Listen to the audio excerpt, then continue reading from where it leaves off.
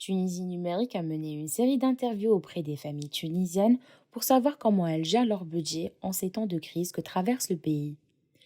Ces Tunisiens proviennent de différentes classes sociales, sont d'âges différents et habitent dans des quartiers aussi huppés que populaires.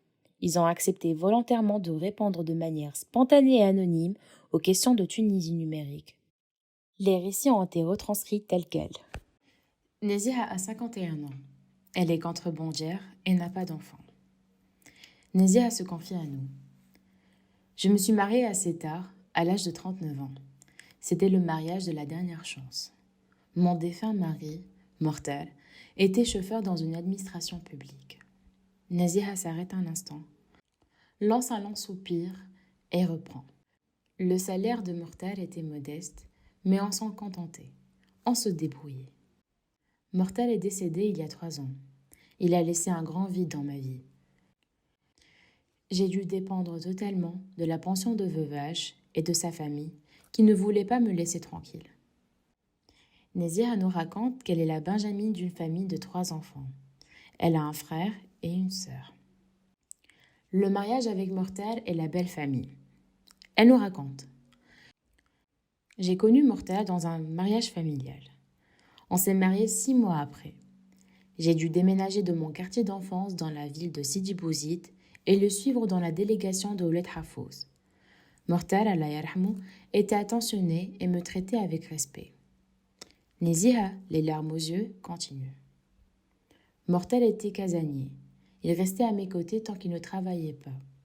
Il était de bonne compagnie et ne parlait presque jamais de son travail en tant que chauffeur. Nézia apparaît profondément attristée. Elle se ressaisit et lance. Mon mortel voulait avoir des enfants comme moi. Le bon Dieu en a voulu autrement. Notre relation n'a pas été affectée. Sa famille, par contre, n'a jamais cessé de le remonter contre moi. Que Dieu les pardonne.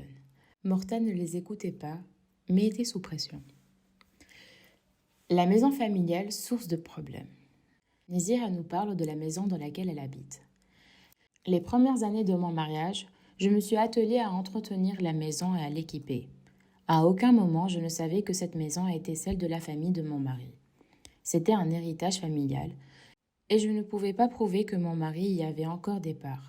Il était plus fort que moi, et surtout plus influent. J'ai tout perdu, mon mortel et ma maison. Nézia rajoute.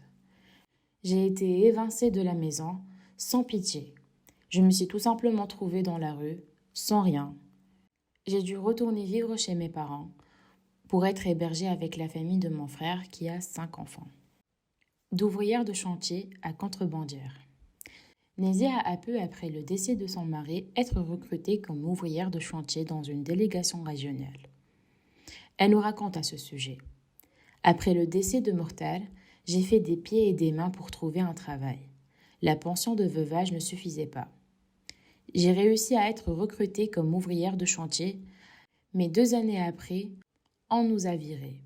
On s'attendait à une régularisation de notre situation, mais voilà. J'ai dû retourner à la case de départ.